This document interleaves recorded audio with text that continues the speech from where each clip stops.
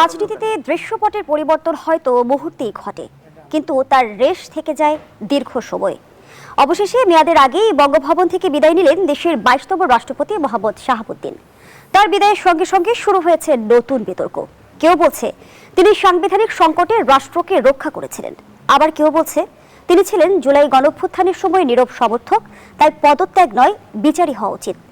সংবিধানের 51 অনুচ্ছেদ কি তাকে দায়মুক্তি দেয়, নাকি সেই সুরক্ষা রাষ্ট্রপতির পদ ছাড়ার সঙ্গে সঙ্গেই শেষ হয়ে যায়? এদিকে আরেকটি প্রশ্ন সমান গুরুত্বপূর্ণ, এখন বঙ্গভবনের পরবর্তী বাসিন্দাকে বিএনপি কি দলীয় কোনো প্রবীণ নেতাকে রাষ্ট্রপতি করবে, নাকি সবাইকে চমকে দিয়ে আনবেন সম্পূর্ণ নতুন কোনো মুখ? বিচারের দাবি, সাংবিধানিক দায়মুক্তি, রাষ্ট্রপতি নির্বাচন এবং ক্ষমতার নতুন সমীকরণ। দুজন সম্মানিত অতিথি, চলুন একে একে পরিচিত হই। আমার ডান দিক থেকে পরিচয় পর্ব শুরু করছি।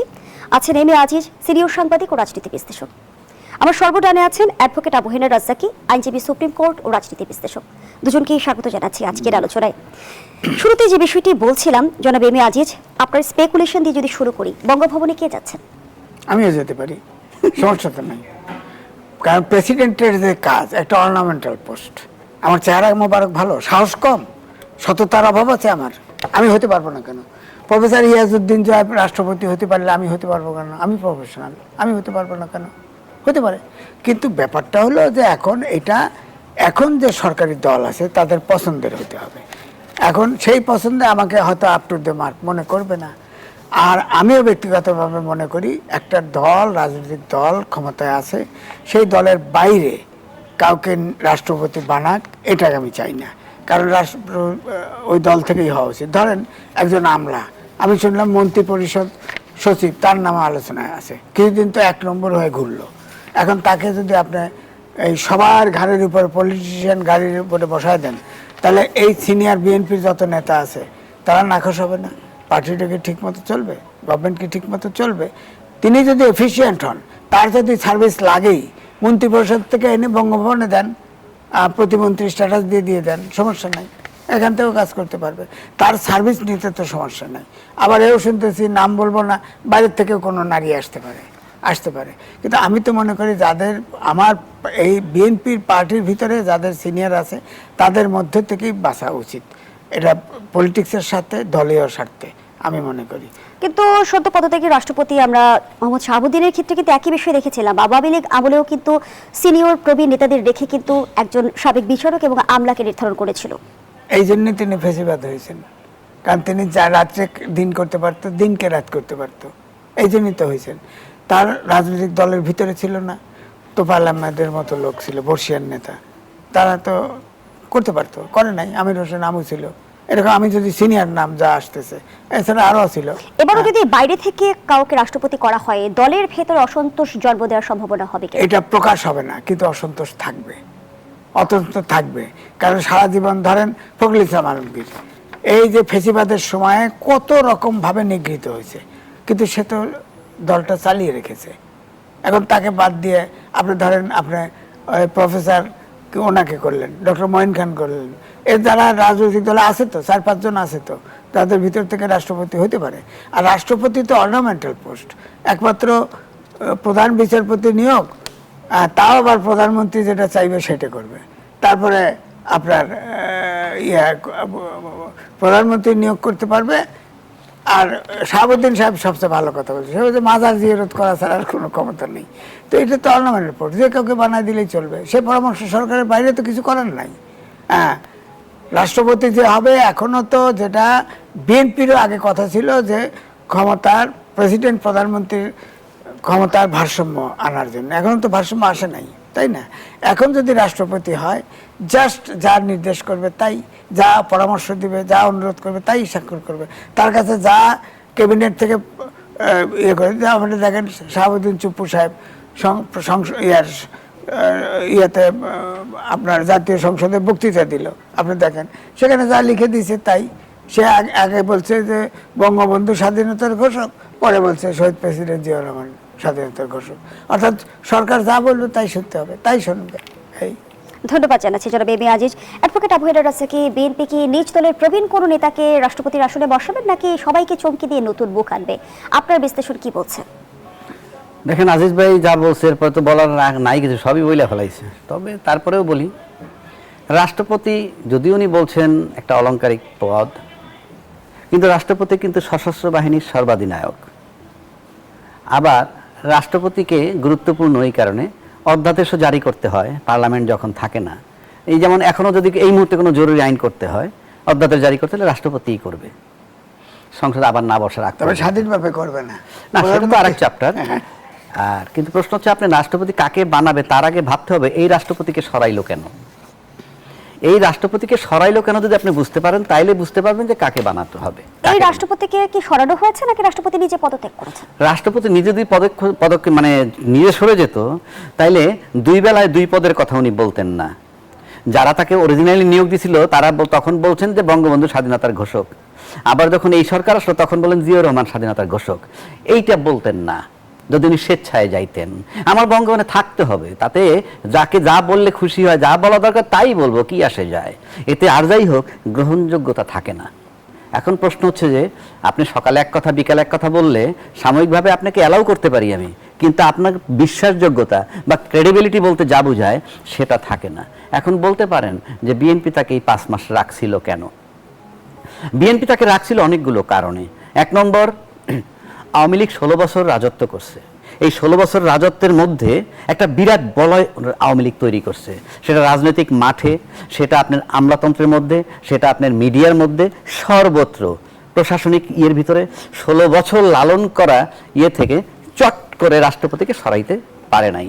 এবং রাষ্ট্রপতিকে সরানোর জন্য বলছে, তখন বিএনপি বলছে সাংবিধানিক সংকট হবে। আসলে সেটা বলতে তারা বাধ্য হয়েছে পরিস্থিতিগত কারণে। কেননা রাজনীতির আন্দোলনে কেউ সরে না, আলটিমেটলি প্রশাসন যদি সাথে না নামে। অর্থাৎ শেখ হাসিনা যখন চলে গেছে তখন কিন্তু প্রশাসন স্টপ হয়ে গেছে, তাই ফায়ারিংটাকে স্টপ করতে হয়েছে। এই যে করতে হয়েছে ওটাই তার যাওয়ার জন্য কারণ। তো যেহেতু ওই সময় বলছে সাংবিধানিক সংকট হবে, এটা রাজনৈতিক নেতাদেরকে দিয়ে বলানো হয়েছে। কেননা আর্মি পক্ষে এটা বলা সম্ভব না, আমলারা এটা বলতে পারবে না, কারণ তারা প্রজাতন্ত্রের সার্ভিস দেয়, প্রজাতন্ত্রের সেবা দেয়, সে কারণে বলছি। তাহলে এখন তাকে সরাইলো কেন? কারণ আপনি তপ্ত লোহার উপরে বসছেন। যখন আজকে বিএনপি যখন দায়িত্ব নিছে তখন তপ্ত লোহার উপরে বসছে, এবং সেক্ষেত্রে ওই যে বলয়টা 16 বছরের পুরাতন বলয়, তার থেকে বেরোইতে অনেক সময় লাগছে। এখন সেই বলয় থেকে যখন সিদ্ধান্ত নিতে পারছে আজকের প্রধানমন্ত্রী, যখন 5 মাস হওয়ার পর উনি হয়তো ভাবছেন যে ওনার পায়ের তলার মাটি কিছু শক্ত হয়েছে, এবং যে বলয়ের কথা আমি বলতে সেই বলয়টা কিছু দুর্বল হয়ে আসছে, তখনই তাকে সরতে বলছে। এই কারণে সিক্রেসি অ্যান্ড প্রাইভেসি, কারণ যিনি সকালে এক কথা বিকালে এক কথা বলেন, যেটা আমি আগে বললাম, অন্তত তাকে তার উপরে ডিপেন্ড করা যায় না। এবং এই সরকার আমার কাছে মনে হয় নির্বাচনের সময় যে জায়গাটায় ছিল, বা নির্বাচনের ইমিডিয়েট আগে, সেটা নির্বাচনের পর সময়ের ব্যবধানে আমার কাছে মনে হয় যে কোনো একটা অনেক জায়গা থেকে সরে আসছে এই সরকার। সরে আসার কারণে ওই বলয়ের সাথে তার একটা প্রবলেম তৈরি হতে পারে, একটা গ্যাপ তৈরি হয়েছে। তা নাহলে যাকে 5 মাস রাখলাম তাকে এখন সরানোর প্রয়োজন ছিল না। এই যে রাষ্ট্রপতি, যে বলয়ের রাষ্ট্রপতি, আওয়ামী শক্তির রাষ্ট্রপতি, সে কারণে তাকে সরাইতে হইতেছে এখন, যেটা এই সরকার মনে করতেছে, তাই তাকে বলা হয়েছে। এখন যদি আমাকে প্রশ্ন করেন তাহলে কাকে বানানো যায়, এখন বিএনপির ভিতরে বানানোর লোক আছে। আজিজ ভাই বলছে যে তুমি যোগ্য। ইয়েস, আমি তাকে অযোগ্য মনে করি না, কারণ আমরা ইতিমধ্যে দেখেছি এমন অনেক প্রতিভাবান লোক পছন্দ করেছেন বিএনপির টপ নেতারা, একদম সর্বোচ্চ নেতা যিনি, তাকে নিয়ে অনেকজনে অনেক কথা বলে। কিন্তু আমি বলি যে না, এটা হয়তো সঠিক না, কারণ মাননীয় প্রধানমন্ত্রী তার তৃতীয় নয়ন দিয়ে কার প্রতিভা কিভাবে দেখছেন আমরা সেটা জানি না। কাজে ওনার দলের ভিতরে বহু লোক আছে, এমন লোকরাও নিতে পারেন যারা আমরা নিন্দা করতে পারি, কিন্তু উনি তৃতীয় নয়ন দিয়ে হয়তো দেখবেন যে উনি প্রতিভাবান। আবার উল্টা দিকে আসেন, আর একটা কথা বলি, এটা আমার কনসার্ন। আমি একটা সচেতন লোক হিসাবে যেই বলয় থেকে উনি বেরিয়ে যাচ্ছেন, এবং যে সমস্ত কারণে এই রাষ্ট্রপতিকে সরানো হইল, উনি ওনার দলের ভিতর থেকে এমন কাউকে যাতে না নেন যিনি একই বলয়ের হয়ে যান, কিংবা শাহাবুদ্দিন সাহেবের মানে রিপ্লেসমেন্ট যাতে হুবহু না হয়ে যায়। কেননা কোনো দলই, ওই দল থেকেই বলা হচ্ছে, তার উপদেষ্টারাও বলতেছে অনেক গুপ্ত জামাতও নাকি বিএনপির ভিতরে আছে, সুপ্ত অনেক লোক আছে, গুপ্ত অনেক লোক আছে, তার দলের লোকেরাই বলছে। তাই যদি বলে বিএনপিতে আওয়ামী লীগের বলয় কি আছে, সেটা আমি কেমনে বলবো? গুপ্ত সুপ্ত যদি থেকে থাকে আপনি কেমনে বুঝবেন? সে কারণে আমার অনুরোধ থাকবে যাতে বিচক্ষণতার সাথে উনি মাননীয় প্রধানমন্ত্রী এমন একজনকে চুজ করবেন, সে যাতে যাকে সরাইলেন তার কপি না হয়ে যায়। গুণগতভাবে। ধন্যবাদ সেটাকে জানাচ্ছি ওনার অ্যাডভোকেট আবু মাথায় হেনা রাখতে রাজাকে। হবে। যারা বেবি আজিজ, যেমনটি অ্যাডভোকেট আবু হেনা রাজাকে দাবি করছিল যে রাষ্ট্রপতিকে সরিয়ে দেওয়া হয়েছে, একটু জানতে চাই যদি রাষ্ট্রপতি পদত্যাগ সমঝোতার ভিত্তিতে হয়ে থাকে সেটি কি আসলে রাজনৈতিক সমঝোতা? সমস্যা নাই, সরকার আছে, অনেক দিন তাকে রাখছে, তখন রাখছে আমরা এটা প্রকাশ্যে জানি যে বিএনপি এবং আর্মি যাতে আপনার রাষ্ট্রের শূন্যতা তৈরি না হয় তাকে রাখা হয়েছে, এবং তিনি যে সংবিধানের যে নিয়ম আছে তো তার যে বিএনপি যে ক্ষমতা আছে, পারপাস দিয়ে রাষ্ট্রপতিকে তার পদে বহাল রেখেছিল সেই পারপাসকে তিনি সার্ভ করেছেন। করেছে তো সংসদে যা বলছে না, জিয়াউর রহমান স্বাধীনতার ঘোষক, সেটা তো লিখিত 106 অনুচ্ছেদ উনি বলুক, 106 অনুচ্ছেদ অনুযায়ী রেফারেন্স নিয়েছে না, কোথায়? কিন্তু প্রধান রাষ্ট্রপতিকে নিজে বিচারপতি- থেকে বক্তব্য দেওয়ার সুযোগ ছিল, সেটা কার লিখিত কার কার বক্তব্য। বুঝি নাই। আপনি সংসদের কথা বলছেন, সেখানে তো লিখিত সংসদে বক্তব্য। তো ওটা সরকারের ক্যাবিনেট যেটা লিখে দিছে ওটা উনি বলছে, এটাই তো বলবে, এটাই তো তার ক্ষমতা। প্রধানমন্ত্রীর পরামর্শ ছাড়া তো কিছু তার করার এখতিয়ার নাই। যে আমি যেটা বলছি যে প্রধান কিন্তু বিচারপতির ওই নিয়োগ, বক্তব্যের মধ্য দিয়ে কি পারপাস সার্ভ হলো? তাকে অফিসিয়াল কাজটা করা, ধরেন ওই সময় ধরেন প্রধানমন্ত্রী ছিল, শেখ হাসিনা পালিয়ে গেছে, স্পিকার সেনানিবাসে আশ্রয় আছে, হ্যাঁ, রাষ্ট্রপতি যদি চলে যেত সরকারের কি থাকতো? তো এর আগে তো তিনি দাবি করেছেন যে তিনি পদত্যাগপত্র পাননি, কে? রাষ্ট্রপতি। সে তো আমরা তো জানি তো, মানব জমিনের সম্পাদকের কাছে বলছে পান নাই, বলছে এটা সত্য। কারণ পদত্যাগপত্র আমরা যতটুকু শুনেছি, প্রধানমন্ত্রী ছিলেন শেখ হাসিনা, তিনি রেজিগনেশন লেটার লিখছিলেন, কিন্তু সে সময় পায় নাই, কারণ বঙ্গভবনে আসলে তো খতম হয়ে যায়, সুতরাং সোজা শেখ হাসিনা যেখানে জনগণ দিয়ে ক্ষমতাচ্যুত হয়েছে সেখানে পদত্যাগপত্র কি আসলে মুখ্য? দরকার ছিল। দরকার এখন ছিল? তো হ্যাঁ দরকার ছিল, তাহলে স্মুথলি প্রধানমন্ত্রী যদি চলে যেত। এখন ধরেন এই যে 6 তারিখে সংসদ বাতিল করে দিচ্ছে, কোন এখতিয়ারে বাতিল করছে? আমি যদি প্রশ্ন করি, আমার তো প্রশ্ন আছে, এই প্রশ্ন থাকতো না। প্রধানমন্ত্রী যদি রেজিগনেশন দিত, সাথে সাথে সরকার বাতিল হয়ে যেত। আইন দিকটা যদি একটু অ্যাডভোকেট আবু হেনা রাজাকে আপনার কাছে বুঝতে চাই, গণঅভ্যুত্থান কি সংবিধান মেনে হয়েছে? সেটা ভিন্ন সে তো কথা। অনেক পুরনো প্রশ্ন আপনি নিয়ে আসলেন। আপনি আইন মেনে কি হয়? আপনি আইনের ভিতরে রেখে রেখেই তো মানুষকে 16 বছর নির্যাতন করছেন, আইনের ভিতরে রেখে। কোন আইন? যে আইন আইনের ভিতরে রেখে নাকি আইনের অপব্যবহার করে? বলতেছি সেটাই তো। কথা আপনি তো একটা আইন বানায় নিছেন আপনার মতো করে। যেমন ধরেন 70 অনুচ্ছেদ সংবিধানের, যে আপনি নিজে যদি পদত্যাগ করেন সংসদ সদস্য থেকে, তাইলে আপনার দলের থেকে পদত্যাগ করলে আপনার সদস্যপদ চলে যাবে। আবার দলীয় সিদ্ধান্তের বাইরে যদি ভোট দেন আপনার দলীয় পদ, এটা তো গণতন্ত্রের সিস্টেম না। তার মানে আমার ওপিনিয়নটাকে আপনি বন্ধ করে দিলেন। এখন আইন মেনে যেই জুলুম নির্যাতন হইতেছিল সেই আয়নাঘর আবার পুরনো কথা আনলেন, সেই আয়নাঘর, সেই বিডিআর হত্যা, সেই ক্রস ফায়ার, সেই বিনা বিচারে হত্যা, গুম, খুন, এইগুলোর থেকে পরিত্রাণ পাওয়ার জন্যে কোন আইন ছিল আপনার কাছে? আপনার হাতে কোন আইনটা ছিল? সেখানে আপনার এই জন্য বলা হয়, ওই যে মব যে কথাটা আমরা বলে আসছি, অতীতেও বলছি এখনো বলছি, মব সন্ত্রাস যেটাকে বলি, মব কালচার যেটাকে বলি, সেটা কখনো কখনো সুবিচারও স্থাপন করে। সরকারকে সরানোর জন্য আপ্রাণ চেষ্টা করা হয়েছিল, বিএনপিও বলে দীর্ঘদিন তারা আন্দোলন করছে। তো সেটাকে কোন প্রক্রিয়া আপনি সরাবেন? আইনি প্রক্রিয়া তো সরাইতে পারতেন না। আইনি প্রক্রিয়া সরাইতে গেলে তো ওই 24-এর নির্বাচনের পর আবার 29 সাল পর্যন্ত অপেক্ষা করতে হইতো। সুতরাং তাকে সরানোর জন্য যে প্রক্রিয়া নেওয়া হয়েছে সেটা আইন মেনে করা হয় নাই, এবং আইন মেনে করা হয় নাই যেহেতু, এবং তারপরে যখন আমরা সেটার সুফল গ্রহণ করলাম, নির্বাচন হয়ে গেল, তারপরে অতীত আমরা ভুলে গেলাম, এটা ইনজাস্টিস। কারণ ওই সময় যে ঘটনাটা ঘটাইছিল তার বদৌলতে 29-এর বদলে 26-এ নির্বাচন আসছে, 29-এর বদলে। আচ্ছা, যেমন আজকে একটা কথা আসছে, রাষ্ট্রপতি অপসারণের পর বা পদত্যাগ করার পর আইনমন্ত্রী বলছে গুনে গুনে 90 দিনের মধ্যে নির্বাচন হতে হবে, 123 অনুচ্ছেদের কথা উল্লেখ করেছেন। তো আপনি ভালো করে যদি সংবিধানটা আপনার কাছে থাকে, ওই 123 নম্বর অনুচ্ছেদেই বলা হয়েছে সংসদ যদি কোনো কারণে ভেঙে যায় তাহলে 90 দিনের মধ্যে নির্বাচন হবে। এই প্রশ্নগুলো আমরা আজকে 8 মাস 10 মাস 1 বছর যাবত করতেছি। তবে দুর্যোগ দুর্বিপাকের আমি বলি, কথাও তো বলা আছে।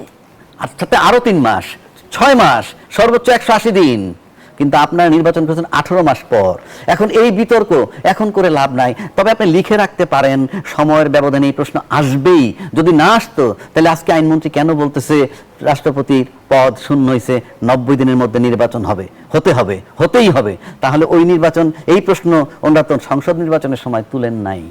তাহলে একটা প্রশ্ন আসে, সংসদ নির্বাচন হলো কোন আইনে, কোন সংবিধানে? এগুলো আমি বহুদিন আগে বলছি এবং এখনো আজকে প্রসঙ্গ আসলো, সামনে এই প্রশ্ন আসবে আসবে এবং আসবে। ধন্যবাদ আপনি জানাচ্ছি অপেক্ষা অ্যাডভোকেট করুন। আবু হেনা রাজাকি। জনাব এবি আজিজ, আমরা দেখেছিলাম অন্তর্বর্তীকালীন শাসনামলেও রাষ্ট্রপতির অপসারণের দাবি উঠেছিল এবং ত্রয়োদশ নির্বাচনের পরপরও কিন্তু বিরোধী দল থেকে এই দাবিটা উঠেছিল, কিন্তু আমরা তখনও দেখেছি রাষ্ট্রপতি বহাল তবিয়তে ছিল। এখন ত্রয়োদশ নির্বাচনের ইতিমধ্যে 5 মাস অতিক্রম হয়েছে। এই যে একটা সামাজিক যোগাযোগ মাধ্যম থেকে বিভিন্ন গণমাধ্যমে যে গুঞ্জনটি উঠে এসেছে যে শেখ হাসিনার সঙ্গে ফোন আলাপের এক ধরনের গুঞ্জন, তার মধ্যে সত্যতা রয়েছে কি? এটা তো প্রমাণ নাই। টেলিফোন করতেও পারে, নাও পারে, আননোন নাম্বার থেকে ফোন করতে পারে, আপনি জানবেন কেমনে? সুতরাং এটা এটা এটা খুব হয়েছে যে আলোচনা হয়েছে লন্ডন গিয়ে উনি চিকিৎসার নামে গিয়ে শেখ হাসিনার সাথে আলোচনা করেছে। এটা চাউর হয়ে গেছে, সারা বাংলাদেশে সবাই বলে। তো এটা প্রমাণ কই? কোনো একটা মিডিয়া, মাস মিডিয়া, এমনকি মাস মিডিয়াতে লেখে, তাও তো লেখে নাই কেউ। হ্যাঁ, তো এটা নিয়ে আমরা যেটার প্রমাণ নাই সেটা। আর আমার কিন্তু ব্যক্তিগতভাবে ভিন্ন। শেখ হাসিনার নাগরিকত্ব আছে তো এখনো, তার প্রেসিডেন্ট ছিল সে। এখন যদি সে কথা বলতে চায়, সে তার রিস্ক আছে, আমি বুঝলাম। সরকার অন্য, ফ্যাসিস্টের সাথে সে কথা বলবে কেন, এই আর্গুমেন্ট আপনি করতে পারেন। কারণ এখন তো বিএনপি সরকারের প্রেসিডেন্ট সে, সুতরাং সে ফ্যাসিস্টের সাথে কথা বলতে পারে না। কিন্তু যদি বলেন যে মানবিক কারণে হোক আর যে কারণেই হোক তার ফাঁসির আদেশ হয়েছে, আলাপ করতে চাইলো, আলাপ যদি করেও ফেলে, হ্যাঁ, এটা বড় দোষ কেন হবে? বড় দোষ তো হওয়ার কথা নয়। সে তো, শেখ হাসিনা এখন মৃত্যুদণ্ড হয়েছে, সে দেশ থেকে পালায়ে গেছে, কিন্তু বাংলাদেশের নাগরিক তো আছে। হ্যাঁ, সেই অধিকারে তো প্রেসিডেন্টের সাথে যদি টেলিফোন ধরে কথা তো বলতে পারে, বলতে পারে। আমি কিন্তু এটাকে দোষ দেখি না। এটা ধরে রিজাইন করতে বলছে, এটাও আমি মনে করি না।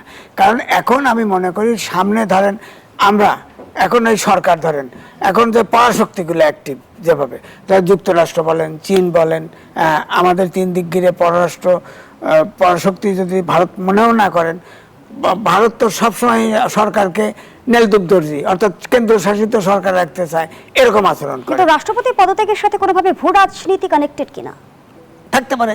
কারণ এখন ধরেন ভারত শেখ হাসিনাকে নিয়ে কি খেলা করতেছে, অনেকগুলো ইন্টারভিউ দিছে। আপনি তো সংবাদপত্রে থাকেন, বলেন তো দেখি একটা জায়গায় তার চেহারা দেখছেন? একটা জায়গায় তার ইন্টারভিউ নিচ্ছে কোনো রিপোর্টার দেখছেন? হ্যাঁ, কেউ দেখেন না। তার বোন, তার ছেলে, তার মেয়ে, তার আত্মীয় স্বজন, তারপরে 100-র অধিক 1000 নেতাকর্মী আছে। কোনোদিন কারোর সাথে ছবি দেখেছেন? তো এটা যে একমাত্র পৃথিবীতে বলা হয় ভারত হচ্ছে ওখানে গদি মিডিয়া আছে। গদি মিডিয়া মানে নরেন্দ্র মোদীর মিডিয়া, অনুগত মিডিয়া আছে। হ্যাঁ, যতই বলেন মিডিয়া আছে। সেখানে রয়টার্সে লাস্ট যে তার ইন্টারভিউ, অনলাইনে ইন্টারভিউ দিছে, সেটা তো বলা হয় যে ওটা তো রয়টার্স হলে কি হবে? আপনার আছে না, ওই সারা আন্তর্জাতিক গণমাধ্যমগুলো কেন শেখ হাসিনা সরাসরি সাক্ষাৎকার নিচ্ছে না? শেখ হাসিনা কি তাহলে ভারতে বন্দী অবস্থায় আছে? না, আমি তো তাই বলি, তাকে এখন কিরকম ভাবে রাখছে আমরা তো জানি না। তো সে সরাসরি ইন্টারভিউ, এইটাই তো আমি বলতে চাচ্ছি। সে, আপনি সাংবাদিক, ধরেন আমি সাংবাদিকতা করছি, আপনি বলেন তো কোনো ইন্টারভিউতে কোনো ব্যক্তির স্টেটমেন্ট দিলে রিপোর্টার থাকে না, প্রশ্ন দেখায় না? যে ইন্টারভিউ দেয় তারটা দেখেন না? টেলিফোনেও যদি কথা বলে, টেলিফোনে ভয়েস দেখায় না? শেখ হাসিনার কোনো ইন্টারভিউতে কোনো অ্যাডভোকেট আবু হেনা রাজাকি, এই রহস্যের পেছনে কি কারণ থাকতে পারে? আমি একটা কথা বলি আপনাকে। আমি কয়েকদিন আগে দেখলাম সোশ্যাল মিডিয়ায় সমর রেজাউল করিম, তাই তো অ্যাডভোকেট, আজকেও দেখছি। উনি বলছেন যে উনি কিছুদিন আগে দিল্লিতে গিয়ে শেখ হাসিনার সাথে দেখা করছেন, ওনার সাথে আরও কিছু লোক ছিল, এবং উনি বলছেন যে আমার সাথে উনি সশরীরে দেখা করছেন এবং উনি আগের চেয়ে উদ্দীপ্ত, এবং উনি আগে যেমন প্রধানমন্ত্রী থাকাকালীন যেরকম ছিলেন আজকে সেই একই রকম আছেন। ওনার দৃঢ়তা, ওনার একাগ্রচিত্ততা ইত্যাদি ইত্যাদি, এবং বারবার বলছেন যে উনি আমাদের সাথে সশরীরে আমাদের সাথে বসছেন এবং 6 ঘন্টা আলাপ করছেন। আমি শেষ করি। এখন প্রশ্ন হচ্ছে, যখনই আমি সিম্পলি বলবো যে জুয়ের সাথে আজকে আমার সাক্ষাৎ হয়েছে, একটা মিটিং হয়েছে, দ্যাটস অল। কয় ঘন্টা, কি আশয় বিষয়, বুদ্ধিদীপ্ত, দৃঢ়চিত্তের, এত কিছু বলার মানে কি? এত কিছু বলার তো প্রয়োজন নাই। যেমন আমার সাথে জুয়ের টেলিফোনে কথা হয়েছে, অথবা আমার সাথে তার ভিডিওতে কথা হয়েছে, দ্যাটস অল। ভিডিও মানে আপনার সাথে আমার দেখা হয় নাই ফেস টু ফেস, কিন্তু আমি ছবিতে কথা বলছি। টেলিফোনে কথা হবে মানে অডিও কথা হয়েছে। আর ওনার সাথে আমার সাক্ষাৎ হয়েছে মানেই উনি সরাসরি আসছেন। তারপরে এত বড় বিবরণ দেওয়ার কোনো মানে নাই। এবং 6 ঘন্টা ব্যাপী, আবার যদি মনে করেন উনি বন্দী থাকেন, তাহলে উনি বন্দী ছিলেন এত কিছু বলার দরকার নাই তো, যে আমি ভারত সরকারের অনুমতি নিয়ে ওনার সাথে দেখা করেছি, এইটুক বললেই বোঝা যাবে যে উনি বন্দী। সুতরাং এই যে কথাগুলো বলতেছে, it is doubtful case. Number 1, আমার ব্যক্তিগতভাবে ধারণা ওনার সাথে আদৌ দেখা হয়নি, এবং নাহলে এই বিবরণের কোনো প্রয়োজন নাই। 6 ঘন্টা ব্যাপী কথা হয়েছে, দৃঢ়চেতা, একাগ্রচিত্ততা আগের মতোই আছে, এইসব বলার মানে হচ্ছে আমরা যেমন 55 বছর যাবত বলে আসছি স্বাধীন বাংলাদেশ, স্বাধীন বাংলাদেশ, মুক্তিযুদ্ধের চেতনা আমাদের ভিতরে, কিন্তু ইনশাআল্লাহ তাআলা মুক্তিযুদ্ধের চেতনার নামে দেশটার 12টা বাজাইছে, বিনা বিচারে হত্যা, আয়নাগর ইত্যাদি ইত্যাদি আমরা করছি চেতনার নামে। সবই তো চেতনা। আরে যেই দেশের লোকের নিরাপত্তা আপনি দিতে পারেন না, সে যে কোনো ফর্মই হোক, আপনার যদি শত শত লোক মারতে হয়, আপনি কোনোভাবেই কোয়ালিফাইড না রাষ্ট্র চালানোর জন্য। সেই কারণে বলছি, বাস্তবতায় আমরা যে দেখছি যে সদ্য পদত্যাগী রাষ্ট্রপতির বিচারের দাবি তুলেছে বিরোধী দল।